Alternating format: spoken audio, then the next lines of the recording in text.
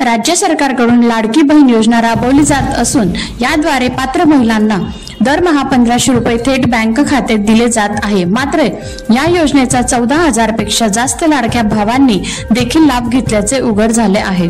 त्यामुळे सरकारचे कोट्यवधी रुपयाचे नुकसान झाले असून त्यामुळे पुरुष लाभार्थी झालेच कसे याची जबाबदारी कोण घेणार असा प्रश्न विचारला जात आहे। दरम्यान आता या पुरुषांवर कारवाई करण्याचे निर्देश मुख्यमंत्री देवेंद्र फडणवीस यांनी दिले आहेत। काल मंगळवारी झालेल्या मंत्रिमंडळ बैठकीत मुख्यमंत्री देवेंद्र फडणवीस यांनी सांगितले की लाडकी बहीण योजनेचा पुरुषांनी लाभ कसा घेतला, सरकारची फसवणूक झाली असेल तर ही बाब गंभीर आहे, कारवाई करा असे आदेश दिले। या बैठकीत महिला व बाल विकास मंत्री आदिती तटकरे यांनी लाभार्थ्यांच्या छाननीबाबत आणि विभागाने केलेल्या कारवाईबाबत माहिती दिली आहे।